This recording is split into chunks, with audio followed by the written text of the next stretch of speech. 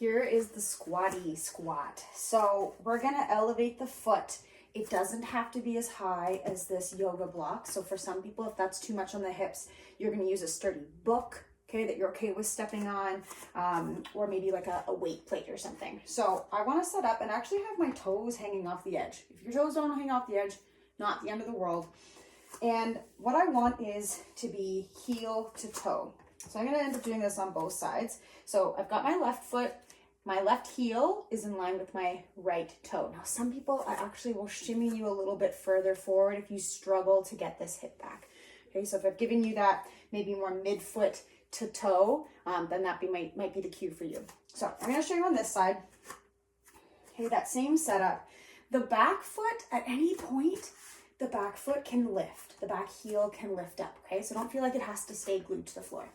So I'm gonna put my hands on my hips and I want my hips to kind of feel level. So I definitely, as I mentioned, don't want it to be too high. So get that, in this case, right hip down. And we're gonna shift that right hip back. If I've given you that single stance, rock, and reach, either in a half kneeling or standing, that's what we're doing here. We're pulling that hip back. I want your gaze forward. So right hip back. Now I want you to think right heel heavy. So this right hip is reaching back as my right knee is reaching forward.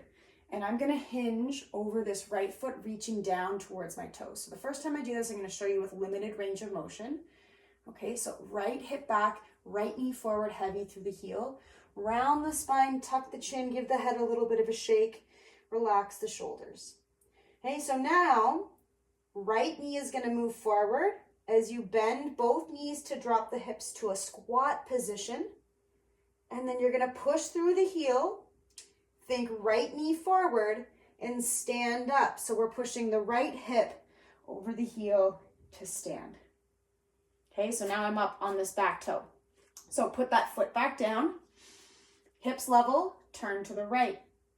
Right hip back, right knee forward, reach down towards your toes, round the spine, tuck the chin, relax.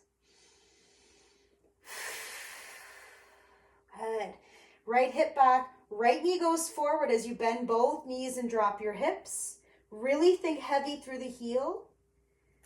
Right knee forward as you come up to stand. You're gonna get quad, we're gonna get glute here. Okay, I'll show you from the other side, or from the front with the other side. And I'm also gonna go for full range of motion. So this is how far I can go, which I have a lot of range of motions, but I just wanna make sure that you can see we're not trying to compensate here, but I wanna show all different levels of range of motion is what I'm getting at. So vision forward, hands on your hips, hips level. So left foot is raised, left hip back. So turning over the left knee, wiggle those toes. Send the left hip back, keep the left knee reaching forward, reach down, tuck the chin, round the spine. Left knee reaches forward, bend the knees, drop your hips, think heavy through the heels.